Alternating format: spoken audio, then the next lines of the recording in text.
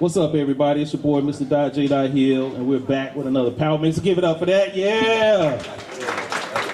First, I want to say God is amazing. I always start that. I start the event by saying that.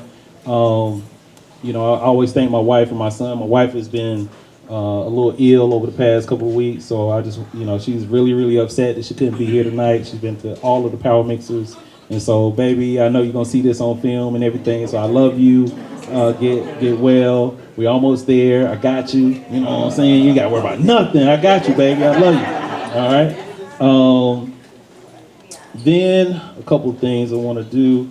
So first, I want to give a lot of thanks to Marsha Horton Barnes, who is the what's your title? Community Relations. All right, with Evangel Federal Credit Union, my benefactor. Thank you so much. But I do want to say this real quick, and then I got a lot of stuff to get through. So I do want to tell y'all about Marsha. Come here, man. Quit hiding. Come here. All right, so you don't have to talk. Just be pretty, right? All right, so Marsha Horton Barnes. So anybody in here ever heard of the Finance Bar? Anybody know who Marsha is? Raise your hand if you know who Marsha is.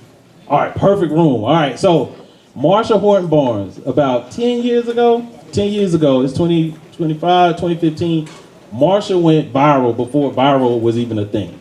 And so she had this amazing article, Maggie, her bus, the Finance Bar. So she gutted out a bus and put it on, called the Finance Bar.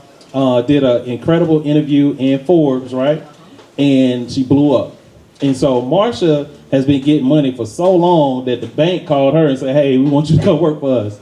And so Marsha is amazing. She is real aggressive. Evangel is very aggressive here in this market. And so Marsha is somebody that if you are in, trying to raise money, this is somebody that you need to make sure that you talk to tonight. And so Evangel has been a great partner. Make sure that you get a gift bag with all the great stuff inside. So if this is your first time here, you never got a gift bag, go get it. And Marsha, you want to say anything? Yeah, I'll say something. Okay. Good evening, everyone. Good evening. I said I didn't want to say anything. Jelani knows how I am about that, but I call him Jelani. Everybody calls him Jay. But we go way back.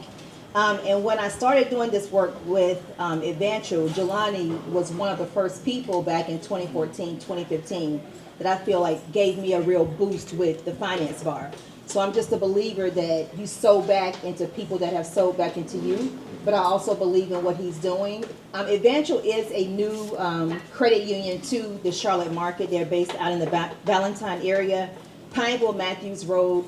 The work that I do at the Finance Bar, the connection with Evangel is so important to me because Evangel truly is all about community. And when I think about community and financial institutions, I'm thinking about institutions that truly care about not taking money out of your checking account and savings account each month for fees and things of that nature. Those that really want to give you the best rates on the different types of loans and products, but also those financial institutions that are truly willing to invest into community activations that don't have to be attached to big names. Even though I think that what Jelani is doing is very huge along this market. So as he mentioned, please do take a gift bag. Even if you just learned something about Evangel tonight, I would greatly appreciate it.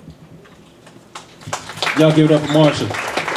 All right, so a couple quick things. Shout out to Io Johnson. Hey, Io. Io is one of the first sponsors of the Power Mixer. She's the executive director of Mental Health America of Central Carolinas and one of our great clients. Carla Carlisle, I saw you in here. Where's Carla? Hey, Carla. Y'all wave at Carla. Carla is the executive director of the Compassionate Companion. Nicole F. Smith is in the building. The amazing, emotional, brilliant person. Emma has emotional brilliance. Who else?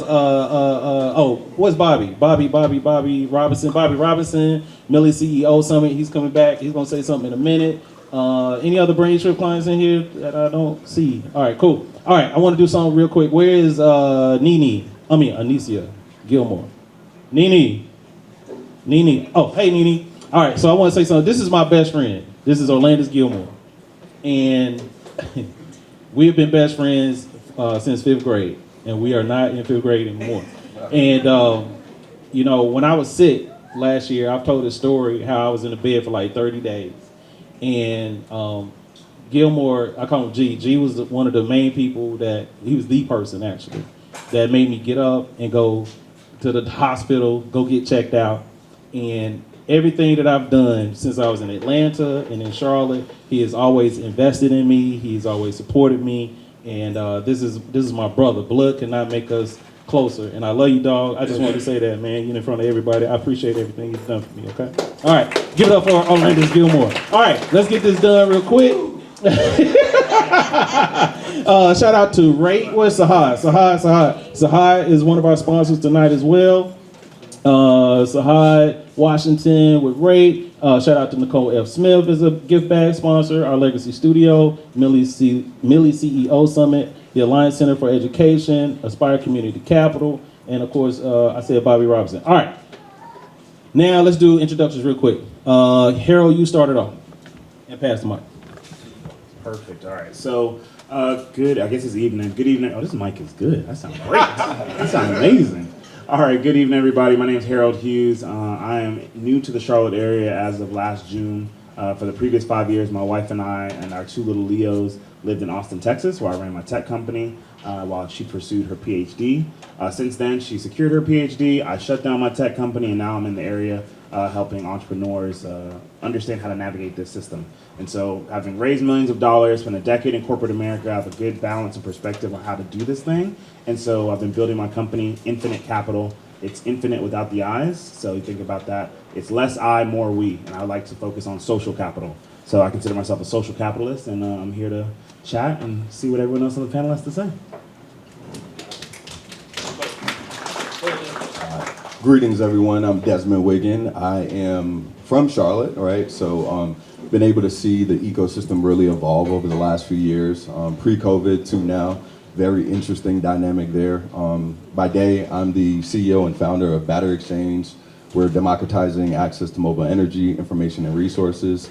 You may or may not see our kiosk machines in some of the Atrium Health locations, the Charlotte Convention Centers. Yeah, you've seen them. Good. Love it. And, just really big on, again, ecosystem and just being a part of this conversation. So looking forward to it.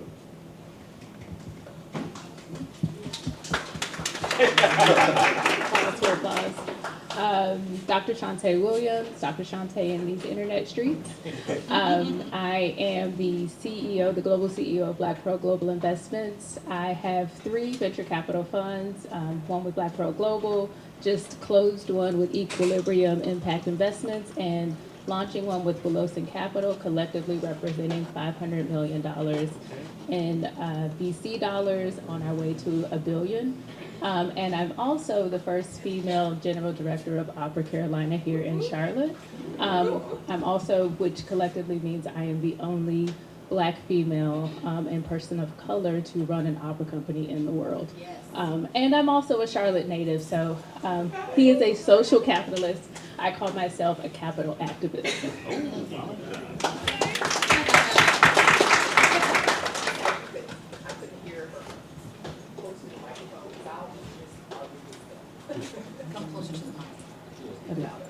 Good evening, everyone. My name is Taylor Davis. Also new to the Charlotte area as of about 1.5 years ago. Prior to that, I was in New York in investment banking and venture capital. I have about $1 billion of deal experience in M&A and venture capital series equity capital raises.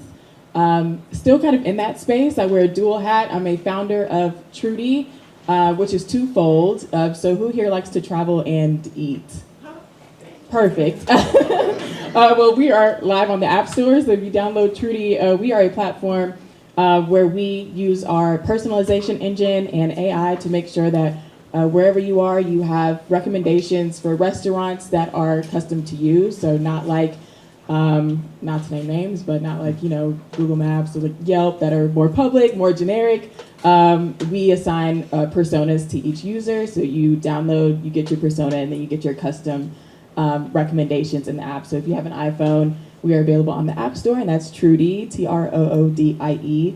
And then we're twofold. So the second part of that is our creator marketplace. So if you like to create content for restaurants, 1 in 3 restaurants struggle to or close in their first year, and a big reason for that is customer acquisition due to diner changes in how we find new places to eat. We look at social media and use AI, and so folks that are still on Yelp and Google Maps are are starting to get left behind. So we also partner or match restaurants with content creators for help with their social media content strategy as well. So really happy to be here and share more with all of you this evening. TROODIE. Thank you.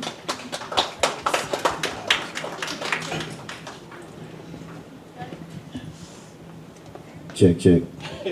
Hey, good evening. I'm Orlandis Gilmore, and I am Charlotte. 28208, 28216, 28217.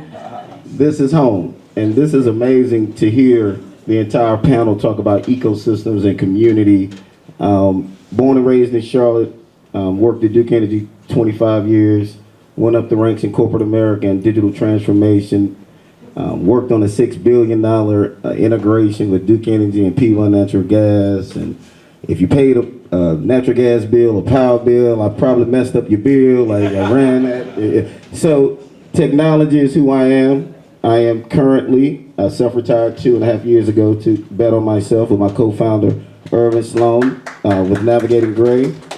Thank you. Before I get in trouble, my wife, Anisha Gilmore, thanks for being here. But we want to talk about become a creator. We want to talk about that. So I'm the, like I said, Chief Technology Officer of Navigating Gray. And what we do is we close the gray areas between our community that's misproportionate and the people that are making the decisions in the boardroom. So we developed a state-of-the-art black-owned, black-built SaaS platform with a mobile app that helps communities deliver outcomes, streamlined outcomes, right to those social determinants of health, right to the things that matter to outcomes, reporting, mapping, all those things through a technology. But the real important thing is technology and how it's allowing us to change lives. This is the most important time of our life to be in technology. There are only 3 things that can change your life immediately: investing in the stock market, building an app, or selling somebody a website. Everything else, you know, the quickest way to get rich is to get married. But I just want to tell y'all this. I spent 10 years, I started a nonprofit, App University. I go in the hood with 50 laptops and we develop creators, whether that's a mindset of technology literacy or financial literacy. I built the algo to help me retire, to run it up, and so now we call it Cut to the Cash. So we go into the hood to help kids understand AI, cybersecurity, becoming a creator, and then turning that into cash. Thank you. All right, so we're gonna start with Harold. Harold, you have an amazing story, man. Raised a lot of money and decided to shut down your company. And first, I wanted you to talk about is it difficult building building a startup here in Charlotte, and just kind of talk about maybe your plight relative to doing that here in Charlotte. Yeah, I mean, I think it's incredibly difficult. So one of the things that I did when I was first building my company, and I was actually in Greenville before getting here, so I thought about the things that I had working against me. Number one, I was a first-time founder. It makes more sense to invest in someone who's done it before. So first-time founder. I don't know if there's any other Clemson grads in the room, but I didn't go to, there we go. I didn't go to Harvard, Stanford, MIT, any of those top schools. I didn't work at Facebook, Apple, Google, or any of those top companies. I didn't have this quote-unquote pedigree when it comes to building companies before, so I hadn't done it, and I'm Black, right? And so when you think about the challenges that come with building a company, there's so many different networks that you have to be a part of. Not only do you need, everyone talks about money, right? Everyone says, oh, I need money. It's crazy how many companies I talk to. I'm an angel investor now, and so I invest in companies like Partake Foods, which was my first deal. 6 months after that, Jay-Z invested, so I was like, oh, I got Hove beat on that one. But I invested in companies like Athletic Greens and Liquid Death and all these, and everyone talks about money. But you also need to be able to hire people. And so if you don't live in an ecosystem where you can find an engineer or you can find a head of product, that's going to be a challenge as well. And so when I think about what's happening in the Charlotte ecosystem, and like I said, I've been here for a year, so I don't want to overstate my perspective on it so far. But living in Greenville, I would drive up to Charlotte because this was the next closest city for me. Then we go to Atlanta. And so one of the things I am seeing more of, and I'm excited to look around this room and see all these faces, is to see that there's so many people who now have pieces. Now we just need to find ways to pull it together. Ultimately, the concept that I'm thinking through is the fact that more of us just need to know each other.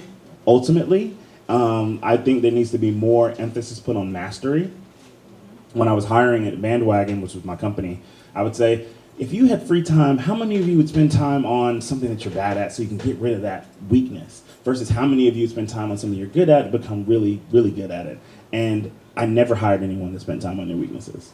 Because I want mastery at your thing. Because if I find out that she's the best finance person and she's the best marketing person, great, we'll figure out somebody else to do the other thing. So I think that by developing mastery, especially in our community, that encourages collaboration. And in a community like Charlotte, we'll have the opportunity to work with one another to build and retain ownership. I'm calling G. So Orlandis, you had a team at Duke Energy. You're building an app and doing a great job. Can you talk about the talent pool here in Charlotte? I know there was a time where we went to an award event and they talked about there were more tech jobs than talent here in Charlotte. And I want to tie this in later with some other things. Yes, that's a great point. When myself and Irvin were looking to build our tech staff, our durable team, of course, you know, we're wanting to hire those that look like us that could deliver the product.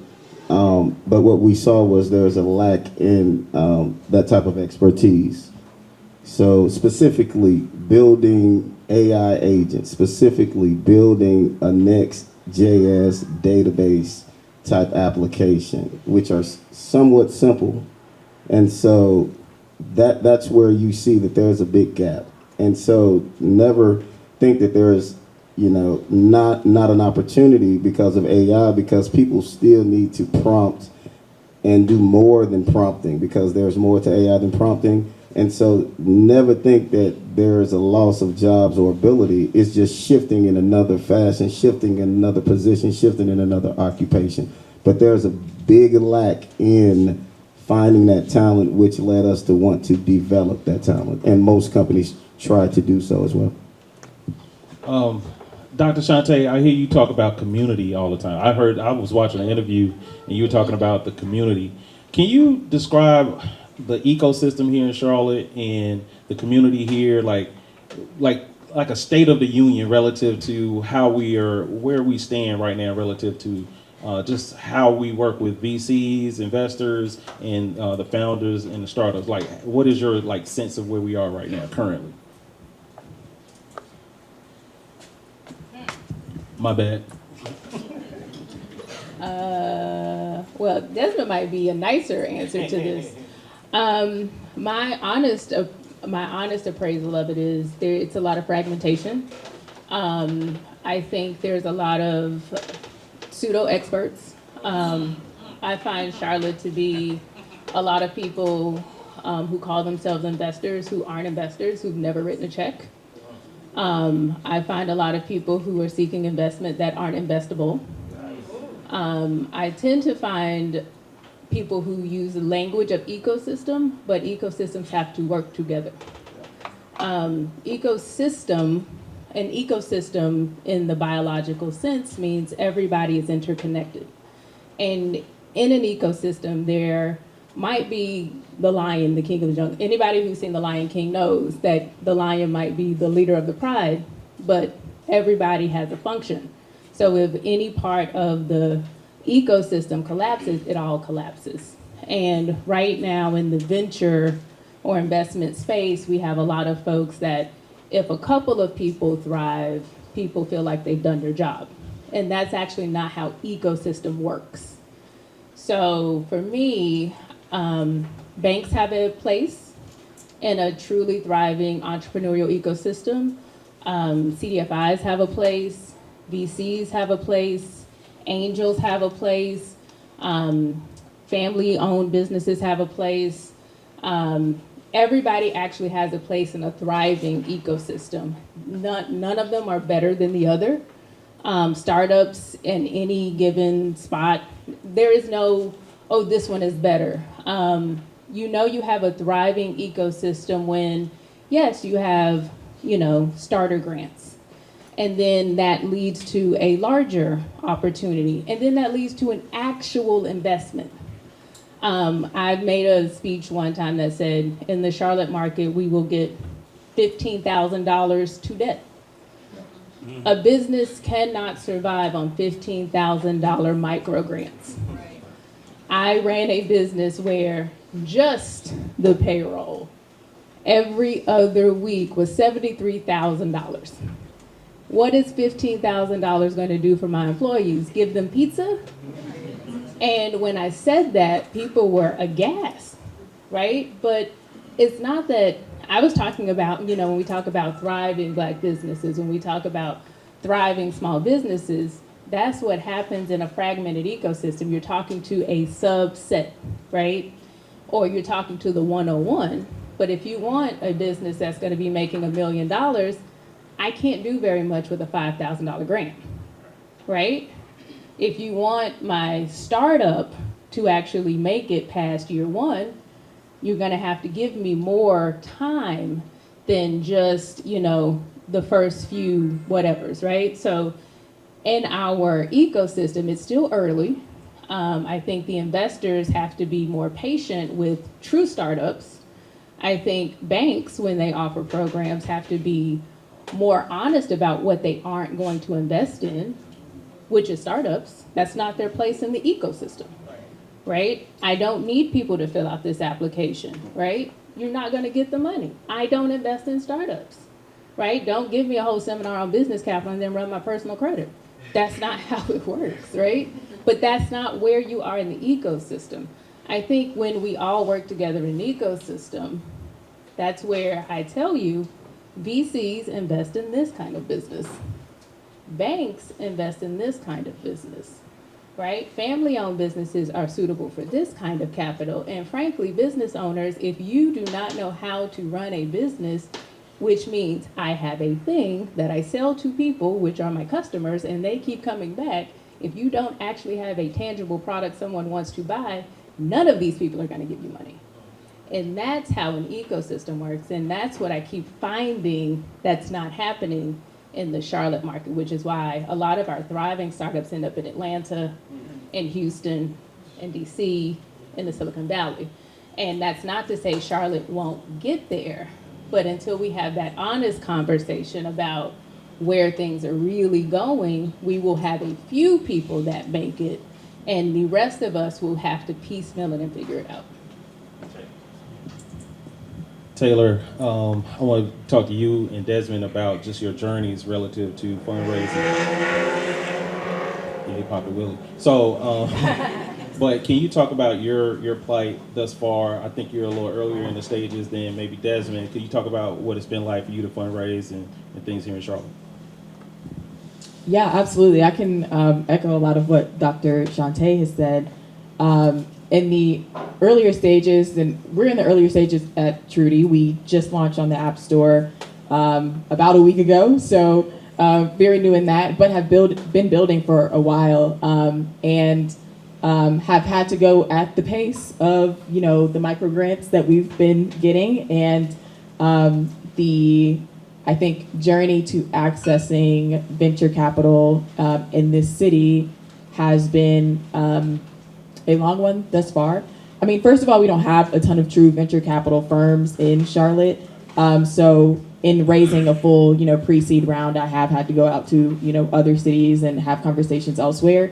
But I think also, and one of the things that we fall back on, I feel like in this city, is because it's such a banking town, the venture capital asset class is pretty new. And I think events like this are important to talk about the importance of angel investing, the importance of being, accredited investors and investing into funds that can then deploy that capital to startups. But the journey has definitely been a long one in accessing that capital here, and I have had to go out to other cities. But hopefully more angel investors will, kind of join the ecosystem. More venture capitalists are, coming here and sending, some of their investors here to meet with Charlotte startups. So I think we're moving in the right direction, but it definitely has been a longer journey here in Charlotte so far.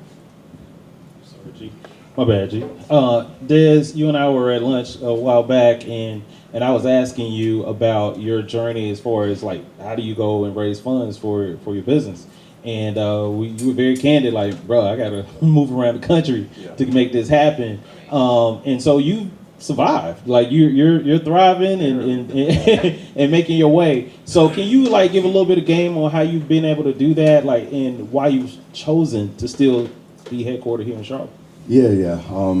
We don't have enough time, but I think when I started my company, I actually started it in an ecosystem that was already very, very prominent, and I think I got some like unrealistic expectations. So I was in Asia, I was in Shanghai, I was in Beijing, and I saw this very robust top 5 ecosystem where I've literally seen $1 million deals be done and constructed just from a simple conversation. But it was just, that was my exposure. So I was just like, man, that's how life is gonna be as a startup. You know, you just get to be in the right environment and you meet the right person, and that's how it is.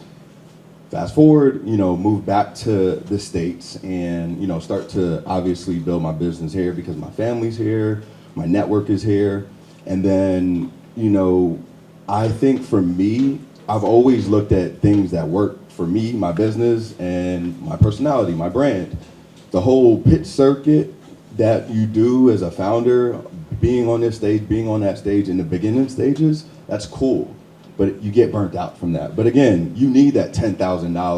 I remember my first pitch was City Startup Labs with 15K, and that helped me build my first MVP, and so you need those beginning stages of pitches and the grants that Taylor kind of talked to that may give you $50,000 like an NC idea, right? But it's not really turning the needle. I think one of the things that a lot of entrepreneurs, and Dr. Shante kind of said it, is we think we're ready for VC day one, and it's not. It's 2 different languages that you speak. And so for me, I was fortunate and blessed to leverage my network. And through that, I got a few angel investors, right? Individuals. I've always been transparent about my journey on social or just in community and just sharing what I'm doing, and people buy into that. And so that allowed people to come to me with dollars. And I think oftentimes we live in this world where, I'm gonna keep it to myself because, I gotta wait till it's perfect. No, put it out there, allow people to understand and help you in different ways. And so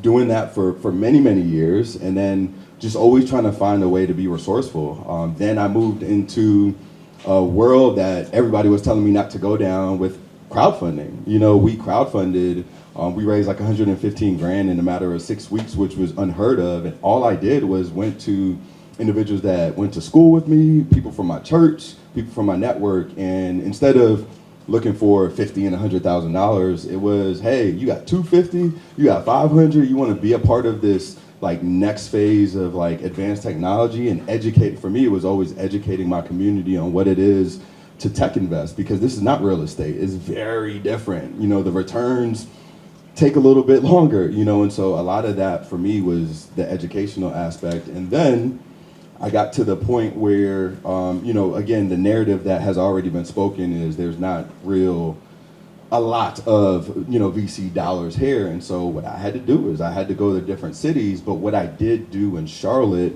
that helped me raise capital is I had a big partner that believed in me, and so I, used network in different spaces to build relationships with stakeholders at, a pretty big health system here, right? And that was my first buyer. Yeah, I might not have venture capital here, but there is some business dollars, but that gets tricky as well. But I was able to do that. And I think that when I go to different ecosystems, being able to say like, hey, I've partnered with a big player, I have trust in a big corporation, that is the reason why I start to separate myself from the pack as far as like raising capital. And like to date, we've raised, $2.5 million.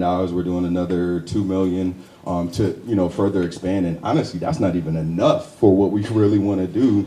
But here, you kind of have to just be as resourceful as possible and understand you got to get as much as you can out of this ecosystem, because there is something here.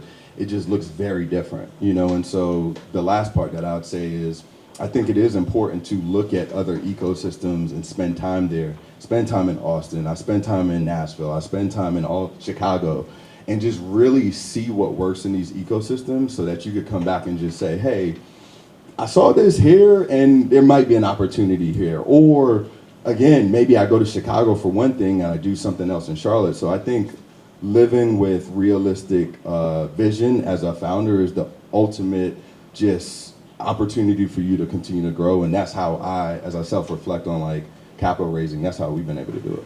G, you wanted to add something? Yes, I mean, this is awesome. 2.5 years ago, as I stated, Irvin and I, co-founded Navigating Gray, and the app is the Sustained Impact Navigator. It's on Google Play as well as the App Store. And we looked at it a little differently. Coming up at Duke Energy, I was fortunate to work with someone who actually built a platform and was able to sell it and build revenue for $3 million. It was called Next Table. His name is TC De Silva. And so that later on got purchased by another company. And so what I learned was 1 million lines of code to get you paid. And so I looked at it as if we can create a product with 1 million lines of code, we have created a toll booth that can't nobody ever take from us, that can always be rewashed and re-rinsed and can always make money. And as we looked at the ecosystems that we live in, and as Jay Hill and I talked about, there were a few startups and a few investors that left the area and kind of complained and made a big deal. We knew then the landscape we were in, and what we said as co-founders were, we're going to create a great platform product and we're going to sell.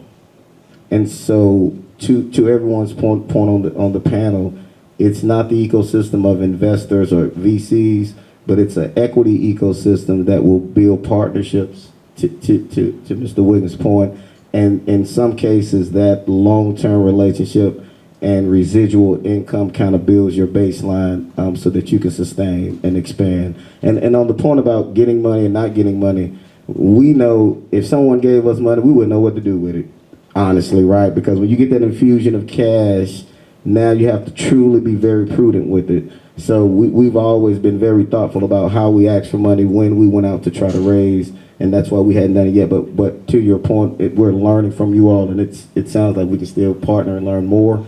But we just like to go after the residual monthly income and build that base and know now you can forecast to future investors.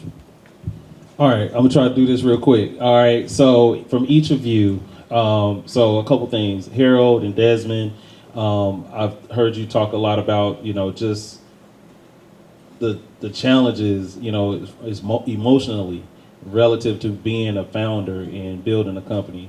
And Orlandis and I want to call him G. G and I spend a lot of time talking about business. And so I'm gonna try to do this real quick and see, like, from a wellness standpoint, as far as a founder, can you talk about that? And then if you don't want to tackle that, I'd like to see what you feel like if you had a magic wand, what could we do to fix the ecosystem here in Charlotte? Yeah. Where you can go? Yeah, I'll be real quick. My wellness is in the back corner over there. My wife and my kids, who really I call my co-founders on this journey, and just having a support system when the world is beating me up, I could go there and just feel like a safe space. So blessed with that opportunity. And then I think also just having spaces and pockets of community that feel very safe and very comfortable and I could go to. I'm very intentional on my time, my energy, so I don't just say yes to anything. I don't have to say yes to anything because sometimes I just don't have the bandwidth or the capacity to be able to do that. And then I think the last thing for me is just really having a lot of trust within my team, and so we've been on this journey for about 6 years now, and there's times where they just know I'm not gonna bother Des because of what I know that he's dealing with. As a founder, I think some people try to not share, right? I'm very intentional and very transparent with my team so that they know what's going on, so that they don't bring these things on me, right? And vice versa, and so I think, support system, being intentional on your time and your bandwidth, and then just having transparency with your team has helped me evolve as a founder. Yeah, all those things are great tips. For me, it's definitely been thinking through the community and how I've built. And so as a founder, I always wanted to have someone who was ahead of me, who I could learn from, someone who I could give game back to, so someone's a few steps earlier and someone's behind me, but most importantly, someone who was next to me. I had a friend that I could call at 1 a.m. and say, bro, I do not know if I'm gonna be able to make payroll tomorrow by 10 a.m. And that's the type of friend, yo, how much do you need? and they sell it or whatever, right? So being able to have that, oftentimes we get into these rooms and people are like, oh man, y'all spoke on the panel, y'all were so dope. It's like, you should actually be talking to the people next to you, because those are people who are right where you're at and you really need them. So the first thing is definitely community. The second thing is, and we talked about it, like, I raised millions of dollars and worked with massive companies. And when we had to shut the company down, I dealt with depression and shame and guilt. And it was a lot on me. There's so many founders who get put on these like Mount Rushmores and magazines of like, yo, this is the next tech titan, and then you fall. And oftentimes people don't tell you that they failed. Like, I'm telling everybody, like, it went left because you were there when I was building up. And so for me, the thing that helped, aside from therapy, which if you're not in therapy, I highly encourage it, especially our black men. Sidebar there, we often talk about like, oh, we're gonna pass on LLCs and legacy. We're passing down a lot of trauma if we aren't preparing there. So I'm gonna sidebar that. For me, what made it easier on the mental health and wellness side was recognizing that I don't have to finish this race. When I realized that this is a relay race instead of a sprint, I just need to run my leg as hard and as fast as I can and put that next founder in a better position than I would have been, right? Help move some blocks and hurdles out of their way so they can run it. So now, as I try and educate, that's my whole focus. And then the last thing I'll say is just recognizing, to Dr. Shantae's point, that you don't have to do this. Like, show of hands, how many entrepreneurs are in the room? Okay, and then lower those hands. How many investors are in the room? Angel investor, okay, cool. So the entrepreneurs. Hold up, raise your hand again. The entrepreneurs of this, it's so important for me to encourage you all. You do not have to do this. And so when it gets really difficult and you need to put it on the side, I was talking to a founder, because I'm an entrepreneur in residence with the Boost Pad, which is an accelerator here. And me and her, she was on the phone and she was crying. And I was like, she's trying to apologize. I said, girl, let's take a second and cry. Let's do this.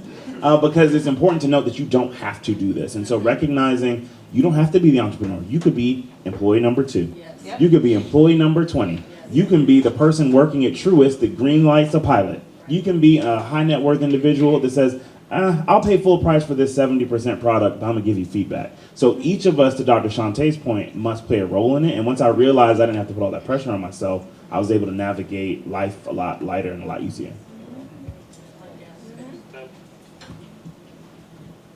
Well, I wish I had something more insightful to say about health, about wellness, because to be transparent, and it's refreshing to see that there's so many other entrepreneurs in the room. So I'll be honest, I don't do a great job taking care of myself, and I probably should prioritize that more.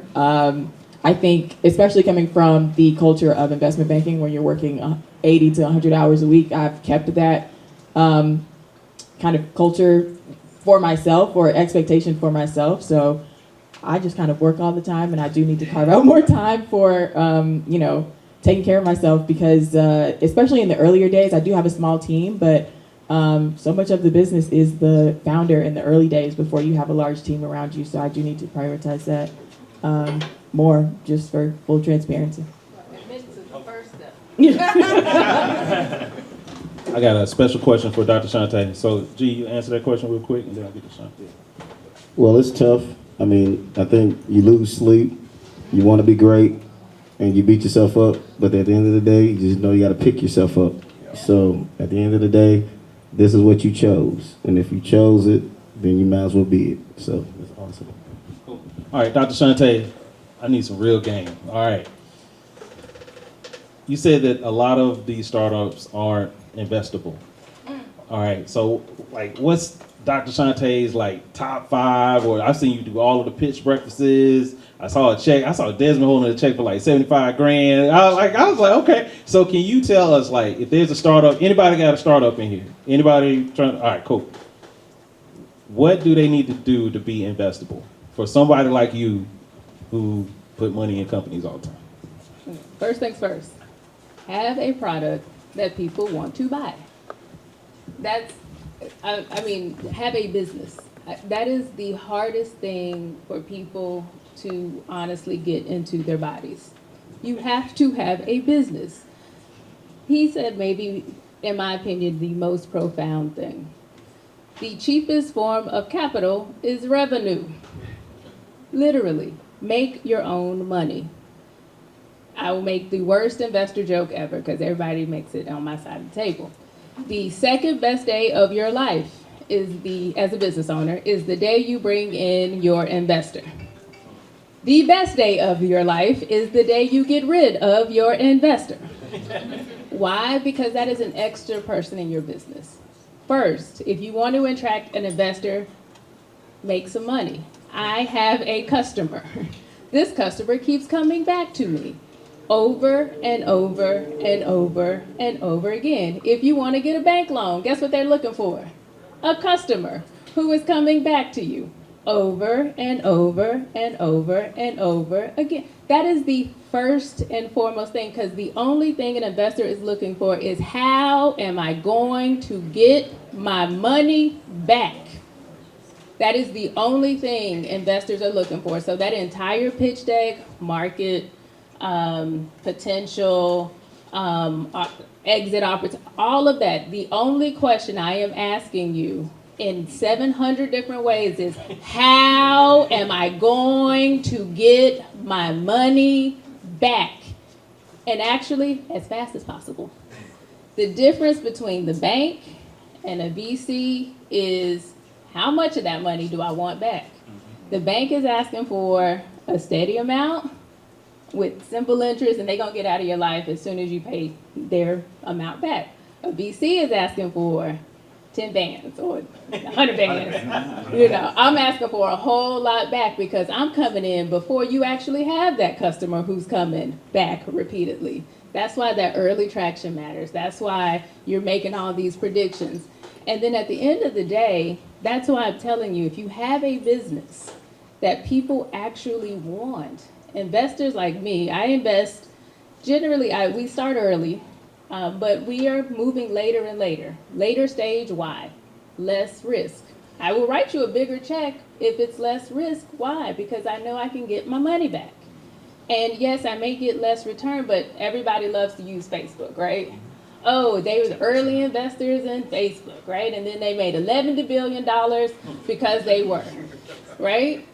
If I invest in Facebook today, how much money am I going to get in that stock?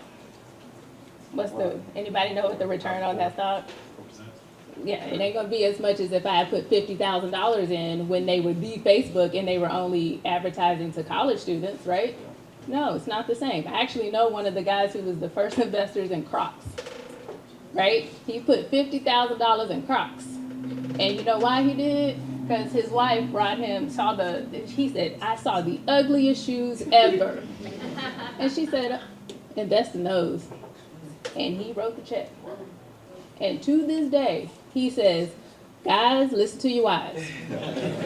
Because he was an early investor, and as a VC, he was an attorney for VCs. And now he is incredibly wealthy. Why? Because he's a VC, and he made an early check, no customers into these ugly shoes, and now we can't get rid of these ugly shoes, right?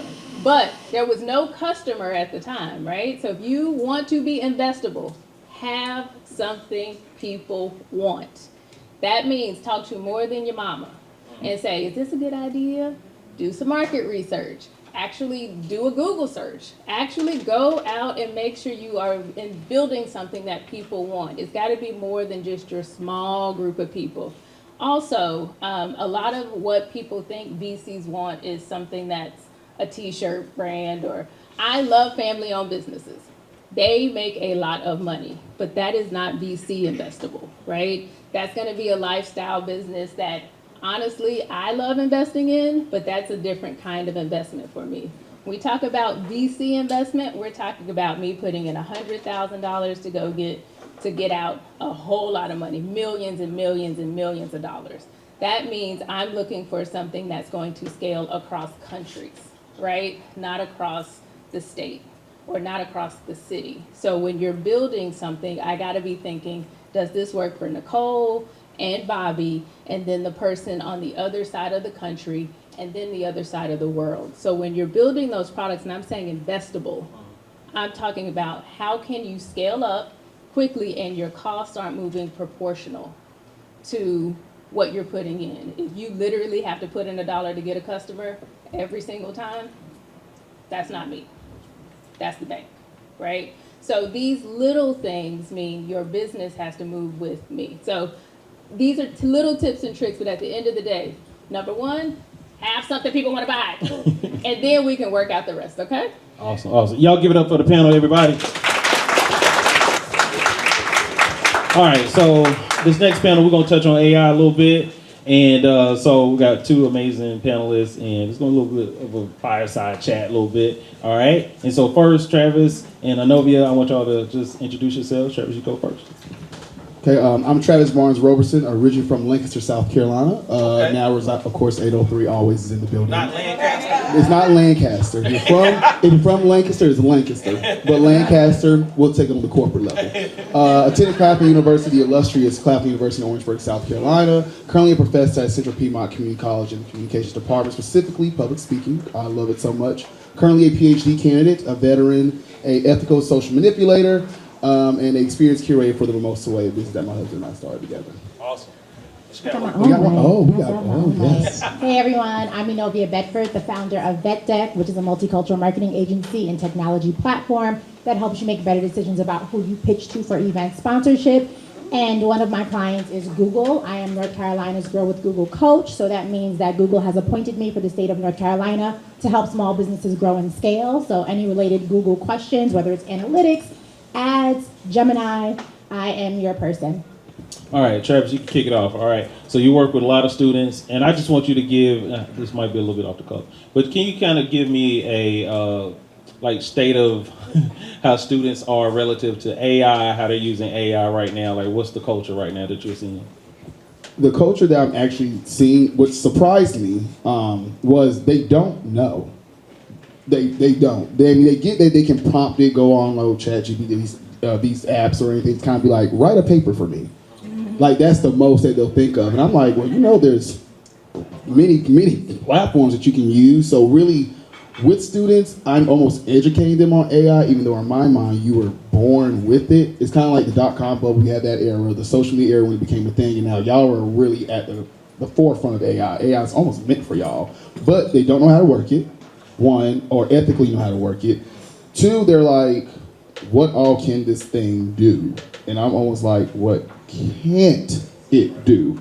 And so now, seeing them, the age groups I work with, specifically at first with CP, I was working with people who were getting their associates, typical kind of college group, but now, I guess maybe because they say I look so young, they threw me into the high schools. So right now I'm at Northwest, Cochran, and then CP has their own school, so I teach freshmen and sophomores with that, and I was at Olympic. That's where I went to, so I was happy to go back there, but they really don't know. And usually they'll ask me on the slick, like, how do you feel about AI? Like, do you mind if we use AI? And I'm like, well, I don't mind, but don't try writing a whole paper, because I'm like, you don't even know this word.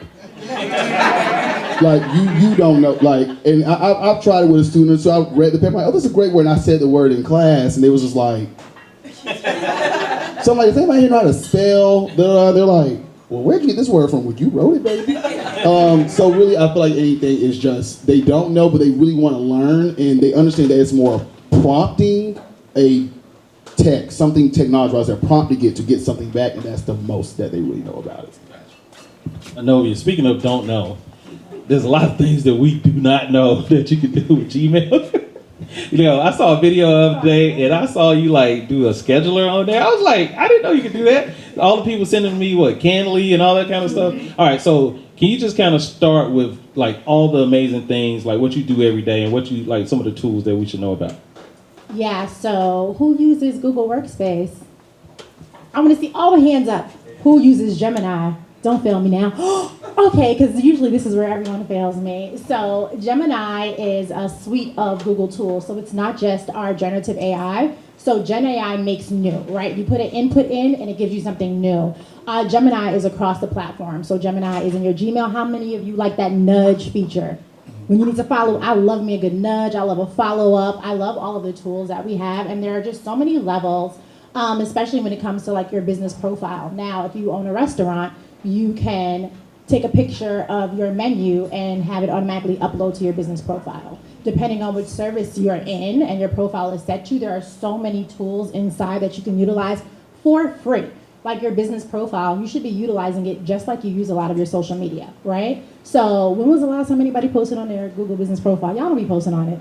I do that. I posted on mine yesterday because it's Google, right? So it's this massive machine. You can also post events on Google.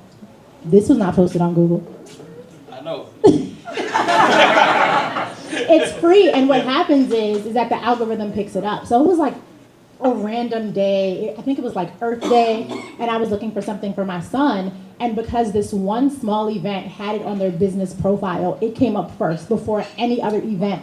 So she had an overwhelming response. She's like, I don't understand. It's because it was on her business profile. So there are so many free tools at our fingertips to grow our businesses that we really need to start using them. And to your point about prompting, that's one of the easiest things that you can learn. I was a co-founder of Black Tech Charlotte, if any of you remember Black Tech Charlotte when it was here. Yeah, yes. We got acquired in 2022. And so one of the things that I've been telling people over the last 10 years is get your kids into machine learning. Like in 2015, I'm like, machine learning, y'all want to call? I get it, I know, because that's the hot thing. But those people that listened are so much further into the AI game, even if they were adults getting new tools. And prompting is so huge, right? I own a marketing agency. So if I tell Gemini, hey, Gemini, write a blog about marketing, it's going to write me a random blog. If I say I'm a marketing agency owner who's a millennial, that matters. From New York, that matters because I talk a certain way, right? Whose clients are everyone from Airbnb to Google to Unilever to Makers Mark and Angels Envy. Now I'm painting a picture for it, right? If I tell it that I'm a business owner talking to my B2B, it gives me a different output than if I say I'm talking to B2C. If I say write an article about sponsorship in 2025, it's going to give me a completely different response, right? If I start adding in links and writing samples, then it's going to start to sound more and more like me. And I think that the misconception is that AI is going to do it all for you. You still have to work. It is still really a tool. Travis, so, we're both in communications, and I wanted to talk to you about just how entrepreneurs and technologists can better tell their stories to connect with investors, customers, and communities. Like, what would your advice be relative to that? Yes, given the advice and who I've worked with in Charlotte, Mint Museum, Patron, the White House, the finance bar, my mother, my biggest investor in the world. She's still my investor. I don't know when I'm gonna give the money back though. So her and I have to go to negotiate to her about that. But what I always usually tell people is really get to the point. I can say within tech, y'all get caught up in the detailing. I get it, the coding. I get it, the Gemini. I get the AI. I love it that you know how to do this. The most I know how to do, or your investors or who you're selling to knows how to turn it on and turn it off. So what is the problem that you're solving for me? The communities, what are you solving for me, right? If you have this product, you have this thing, what are you solving? Because of course you want to sell them like, well, mine is better than this person because of da-da-da-da-da-da-da-da-da-da-da-da-da-da-da. Cool. So they too can solve my problem though, right? So really I'll tell anybody, just get straight to the point. Anytime I have these conversations or kind of going to negotiation tables when they're like, what can the Mimosa Way do? We do really innovative events, let me show you how, right? I'll show the videos, I'll show the pictures. Do we really need to have a 30-minute conversation in a meeting? So it's always interesting to be able to tell people or hear the feedback. People are like, oh my gosh, I kind of closed this deal in 10 minutes, but they had an hour to talk to me. I said, what'd you do differently? They said, I got to the point. Get to the point. We can sit all day and talk for an hour. I love the chit chat. I'm from the South. I'm a Southern Baptist. I love the talk. Oh my gosh, I love the talk. But sitting there, I would rather us have a building conversation that hour, but I already want the yes within my first 15 minutes. Give me my yes in my first 10 to 15 minutes, please. Because I'm not going to waste my time on giving you this debt, giving you all this, that, and third. More than likely, when I sent you the email, you already sold. That's why you wanted this meeting. By the time that 10-minute point, we can say, how's your day? How's the dog doing? The dog is doing great. But nonetheless, I have this, this, that, and third I want to get to you about. And by the time that 10 to 15 minutes go, like, yeah, let's do it. And now a check has to come, an event has to be planned. It's already done. Now for the rest of these 45 minutes, let's chop on and get to know each other personally. But also, I know what problems that you're going to have in the future that I, too, can solve as well. Anovia, you work with a lot of businesses. I've seen you do, I think you and Shug, a client of ours from the Zen Room, did some things together. You always have folks where you feature them. What are some of the biggest, issues, or what do you see people don't do the most? I know you mentioned a lot of them just now, but as far as Charlotte is concerned, What are we not doing as it relates to all of the free tools that we have relative to Google? Using them. Reaching out to me after you complete a workshop, you have access to small group sessions or one-on-one sessions where I will sit down with you and go through your Google Analytics.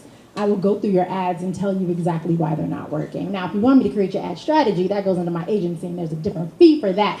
But we are in 22 different markets that Google has appointed people in, and we're literally here for you. Like, I get emails all day long, and it could be something simple like, it's actually not too simple, but a lot of times people will have someone on their team that might create something in Google for them, right? Maybe their business profile was set up by an agency and they don't own it. So transferring ownership. So making sure, that's a really big thing, making sure that all of your Google tools are under the same email address.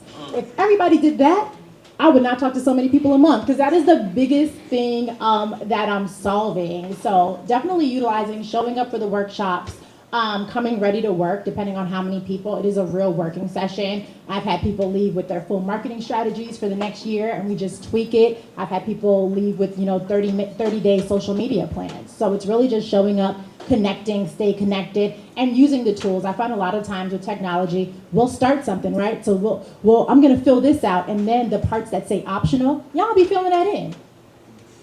Y'all don't. I know y'all don't. Because every time I go into somebody's account, I'm like, well, you see where it says optional? You really need to fill that in, right? If it has alt text, you really need to fill that in, because disabled people make up a large population that we're not getting, right? Because the screen readers are not picking it up because we're not using alt text. That's billions of dollars a year of a market that we're not paying attention to. So there are so many just little tricks and things that once you start using it, posting on the profile, like I said, once you start seeing that actual traffic, you're like, oh, asking people for Google reviews.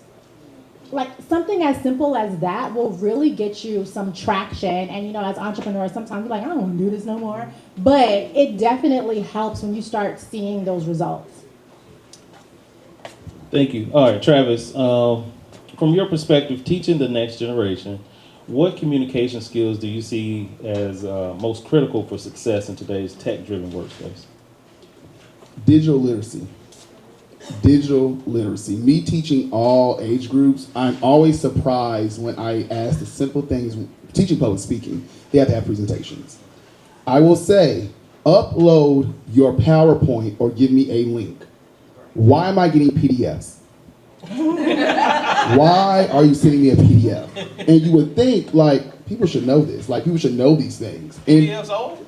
I mean, they're not old, but I asked for a link to your PowerPoint. Oh, okay. Why do I have a PDF of your PowerPoint? And it's somewhere like, well, what's the problem with that? Okay, well, you want to scroll and present? That's on you, my love. If you want to do that, but I know you don't want to do that. So it's just that digital literacy and really understanding, putting together decent emails. I mean, you have Google, right? And so a majority of these outlooks and everything, they have some feature that will write the email for you. If y'all knew how many no subject line, and it's like, can I get an extension? On what? Like, it's you and like 80 other students. Which extension are you talking about? I mean, you actually need about 5. But let's see which ones you're talking about. So just that digital literacy of how to get that stuff across, because with dealing with students who are going to these career fields that are like, biology, chemistry, aviation, they'll say these beautiful career fields. And I'm like, ooh, you can't even craft the outline fully digitally yet. Right, so I guess teaching students the actual digital literacy that we need to keep up with tech, because education is not doing it. The 4 years aren't really doing it. Professors, some of my colleagues who are older, they're like, oh, I would never. Like, even one student was like, yeah, I'm having this problem with my teacher, this, that, third, one of my professors. I'm like, what's going on? They want us to do vocab cards. And I'm like, vocab cards? Like, y'all remember back in the day, you write the word on the front and you flip it over? And I'm like, they still do that. Like, they're like, did you have to? They're like, yeah, back in y'all's day. Well, hey. So it's just teaching that digital literacy that they'll need. Learning how to use Slack, learning how to use Teams, learning how to use emails, learning how to use just simple IM stuff. The most that they really know how to do, especially if they were during COVID, they can sit and on a virtual call in a meeting, but are you really listening? Sometimes they're not. The screen is just there. We all done did it for 1 or 2 meetings when the camera not on. You might go on a walk, get you a glass of wine or something. We all done did it. But for them, at least teaching or seeing even older adults or even people, I'm 29, who are 29 who don't know the difference between an HDMI and a USB-C. You don't know the difference. Laptops, we've all had them, how they developed, right? We always want to plug in the USB. They don't have that no more, y'all. That's not a thing no more. So it's like when you have these things, and I'm like, well, man, we got to teach this? I would think, but tech is so far from society at this point that society is trying to catch up to it, and AI makes it no better. In the best way I'm saying, everybody's trying to understand this new thing, these new concepts, while still trying to understand the basics of working a computer at the same time. They're scared. All right, Anovia. They want the real game. So you tell me, you work, you do Google every day, you know all the ins and outs. You tell me and everybody else, what do you use? What's the tool that you use that helps you make the most money?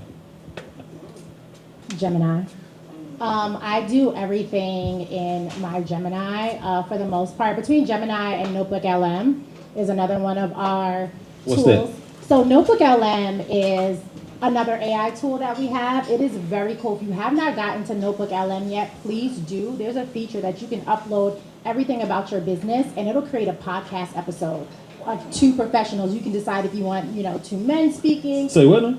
Yes, it takes about 10 minutes, and you put in everything. If you're launching a new product and you need something that sounds like an interview, you pop it all into Notebook LM. And so between the 2, that's how I respond to RFPs. So I have separate gems for all of my clients. So when you're in Gemini, you have an option of creating gems. In the gems, you can put all of the information about one thing. So, for example, we did a project for the NCAA championship in Tampa and in San Antonio, right? So I have one gem that's specifically for everything. I uploaded the proposal that we sent. I uploaded my invoice. I uploaded my quote. I uploaded all the information. And anytime I had to work on this project, that's where I went. So every one of my clients has their own gem, and you can continue to upload documents in there. So I'll just go and pop things in. I have one for my employees. Every team member has their own gem. It has everything about them, from if they have kids, to their off days, to our communication patterns, because I want to make sure that I'm always a good leader, right? And like I said, that New York thing be coming out sometimes, and I don't want to offend nobody, I don't want to hurt anybody's feelings, so I have to go in and it'll learn the cadence of how I need to talk to certain employees to get things done. So Gemini has definitely been, a real lifeline. You can use it for your marketing plans. You can use it for social media. One of my favorite hacks that we use for our clients, like I said, we're a marketing agency, so we do everything from social media to booth builds. I can put in a booth build and it'll automatically give me a quote, and I'll send it to my design team, and they're like, oh, that's really accurate. So it cuts down the time on quotes. It lets me know how much time I should be spending on certain tasks. That is one of my favorite things, because we can all get sucked into the research hole. So anytime before I start working on a project, I always say, hey, I gotta do X, Y, and Z. How much time should I spend on this?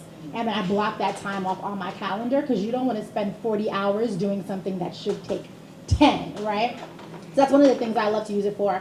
I use it in combination with Canva. So it doesn't always work perfectly, but if you go to your Gemini, right? Say you need that filler content, right? So Monday, it might be Marketing Monday. Tuesday might be Tuesday Tips. Wednesday might be Wind Down Wednesday, when we highlight an alcohol company.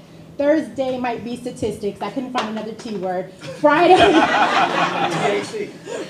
is our FAQs, right? And so I would go in, say for Thursday statistics, right? I would go into Gemini and I would say, hey Gemini, can you create a Google Sheet? The first column, I want it to be 25 tips about sponsorship. The second column, I want you to pull statistics. The third column, I want you to cite the source. The fourth column, I want to talk to my customers and tell them what this means for them. The whatever number column I'm up to is how we can help, right?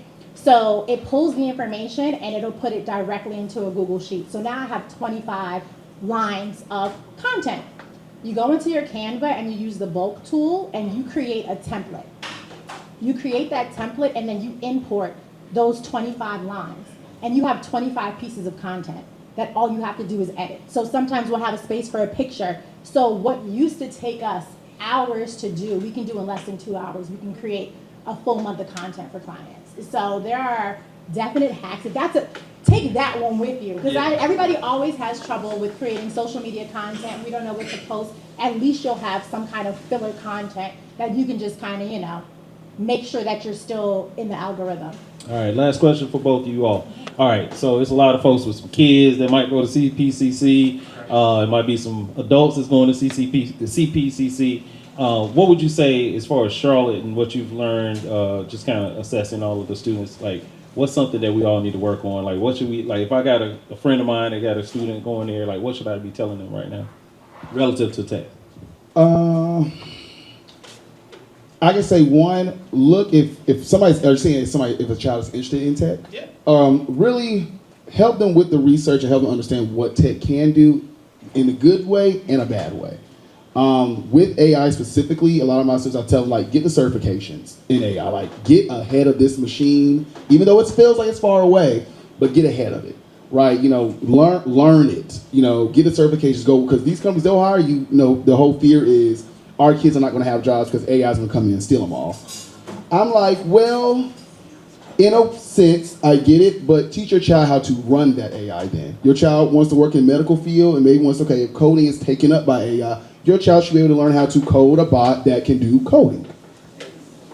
If they want to work in PR, teach your child how to control that bot that does PR, right? And they will make a lot more money than the people who actually are doing the PR, honestly.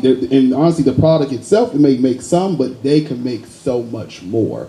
And we just teach them the basics as well, right? Know the field and know the field truly. I've ran into many people in Charlotte where I think the doc says people use the jargon and the stuff, but you're like, you don't know nothing.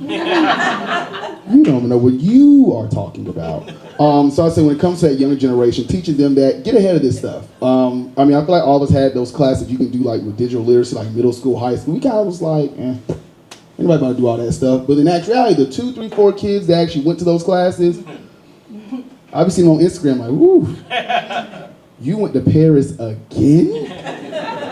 On a Tuesday and got back 3 weeks on a Wednesday? But then you ask, what do you do? Oh, I work in IT and I was one of the early developers of da-da-da-da-da-da-da. And you remember that internship I did back in early high school? That grew into be Gemini. Because AI and tech has always been around. Back in the day, Microsoft, we had the little clip. It got over the little red line, the green lines. That was all people poking at AI in a sense. All those machines were fed something, but now is this big booming thing. It's the tech people who already knew about it were this has always been a thing. My mother, she was oh yeah, AI this, AI that. I'm you remember when you text and they ask you want to use this word instead of that word? That's AI, my love. We all been using it passively. GPS is everything. You use Waze, and it's use this route instead of this route, right? It's all this is already developed, but teaching people how to get on the development side of it, it helps out overall. Awesome. We'll get out of here on this. Anovia, talk about the future of business. It's a lot of tools we aren't using right now. What's the future going to look like? Get on it. And to your point, AI has always been a thing. We've all tried to dry our hands in a bathroom, right, like this, and not go on. We've all walked through doors that have opened. Artificial intelligence is anything that a person normally does that a machine is now doing. So it's been here for a long time. You gotta use AI somehow. In your company, we did a survey of 2,000 business owners. 80% of them were already using AI. And so you're not competing against other businesses. You're competing against other businesses who are already using AI, who are already ahead of the game, who are building super teams just by using their computers. I'm a firm believer, and you could literally do whatever you want. I am a non-technical founder, and this is my client. So, it's if you set out to do it, you will figure out how to do it. There is a space for all of us. In technology and AI, I started off as a jewelry designer. I went to FIT. I designed mass market. Yeah, I designed mass market for 10 years for over 200 stores. All of the R&B, that ages me. But 579, Macy's, Walmart, Kohl's, all of those guys. And I started working in tech in 2011. There was a company, these girls in New York City whose daddies gave them $4 million during that investor conversation. And they had a company where they would get designers to design jewelry. They would post it on their site, and if enough people voted on it, they would put it into production. The problem was that they had absolutely no production skills, no experience, no nothing, but they had the money to build the technology. And so I came on board to help with the production part, and I saw how they were using technology in 2012, and I was like, this is 2011. I was like, this is really cool. Like, you know, so that's what sparked my interest. So I literally went from fashion to technology because I felt like it. So, you know, sometimes when you feel like things and you do the research, when I was looking, I was like, I need to get into tech as early as possible. And that company was burning through money. And I was like, y'all, this ain't it. You need to sell. And I was able to help them walk into a deal to get acquired by Etsy.